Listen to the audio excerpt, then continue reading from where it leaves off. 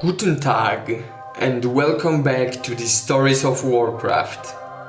In this series, I am trying to learn as much as I can about each and every class in World of Warcraft, and in the end, pick my favorite one to be my main in Shadowlands. Just as I uploaded the video about the druids, I started to plan the next one. I tried to find out everything there is to know about rogues, and to my surprise, I couldn't find anything. Rogues are one of the oldest professions on Azeroth. They are as old as the concept of money, and yet no one seems to know anything about them. What does it mean? Well, there is only one answer. Those sneaky bastards are real professionals. So if you wanted to hear how the very first rogue on Azeroth assassinated some king or stole the treasure of some dragon, I am sorry, not today. But don't you worry, there is a bunch of great stories about rogues that weren't swept under the rug yet. Unlike most other classes, rogues do not have a grand and noble mission or some kind of purpose. All they really care for is their personal gain and well-being. Most of the rogues start their journey as a lowlife of Azeroth. Pirates, troublemakers, orphans that landed on the streets. They work hard and rely only on themselves at all times. That's what makes them such great thieves and deadly spies. What makes rogues so dangerous is their arsenal of abilities that allow them to lurk in shadows and strike with fatal precision when the target least expects the death to come. Those masters of deception are also excellent tacticians. They always prepare and manipulate the battlefield in such a way that allows them to strike down enemies way stronger than them. Some say that no mortal can fight like rogues do, and that they must use some sort of dark magic. But if you ask me, I believe it's all skill when it comes to our murderous friends. Let us shed a bit of light on the dark alleys of rogue history and take a closer look at some of the most interesting tales that are being told in taverns of Booty Bay and on the King's Courts alike. Let us start with very recent events of Battle for Azeroth. Horde marched on Tendrassil. They had the numbers to crush Night Elves in open battle easily. But open battle would never come. Sourfang knew that. That's why he sent his best rogues to cause terror behind the enemy lines when the main army marched through the forest. Lorash Sunbeam decided that he will be the one to grant the swift victory for the Horde. This Blood Elf rogue found out about an elite squad of druids that was circling the forest and ripping apart small Horde forces that managed to cross the Falfaren River. Lorash found their route that was quite cleverly running in the trees, high above the ground. He climbed up and waited for the druids to show up. They did. More than a dozen of fierce cat-form druids, and some in the body of birds.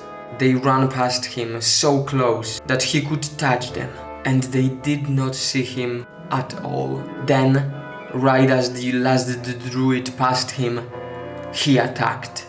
His poisoned shurikens immediately struck down two of the enemies. A cat and a bird fell 30 meters down. They were dead before hitting the ground. He got two more with his shurikens while jumping from one branch to the other in full sprint. Suddenly, he jumped down from a branch that was a little shaky, just as 4 overgrown cats were about to reach him. Halfway down, he buried one of his daggers in the tree to slow down the fall. He landed on the ground. It was a long fall, but nothing his knees couldn't handle. The 4 cats did not have this much luck. When the shaky branch snapped underneath them, they fell straight to the ground. Lorash made a quick work of them before other druids could react. Suddenly, a shadow covered the sun over Lorash's head. A shadow of great bird with his talons aiming straight for the throat. Bang! A gunshot. And suddenly, there is sunshine again. And a little bit of feathers, but no more deadly talons. Lorash wasn't going to choose honorable fight. He had reinforcements on the ground, and together with his fellow goblin hunter and his horrific companion, Captain, they finished the druids quickly. A small victory that allowed the horde to push forward, with one obstacle moved out of the way. But Lorash had a bigger trophy in his sight, so he set up a trap for none other than Malfurion Stormrage himself. This time, he had no reinforcements. The goblin hunter didn't have the balls to fight Malfurion. That didn't bother Lorash. That way, he didn't have to share the glory nor the reward. He saw him, alone, walking just under the tree that Lorash climbed before to wait for his opportunity to strike. It all happened in a blink of an eye. Lorash jumped, daggers first, aimed true at Malfurion's neck. Needless to say, he paid with life for his arrogance. Malfurion was just too quick, too aware of the nature and environment. The rogue should have known better than that. Those were probably the last thoughts that went through Lorash's mind while the roots of the enchanted forest strangled him to death. This story presents the nature of rogues perfectly, if you ask me. Skillful assassins that do not fear the enemy. They just outsmart them.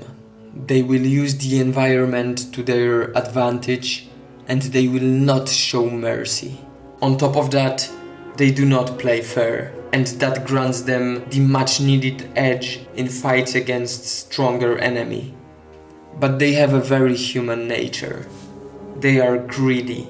Some of them want to hear ballads about their deeds in the taverns of Azeroth, and in some cases, they will pay the highest price, just like Lorash did, for forgetting that they are not some fairy tale heroes.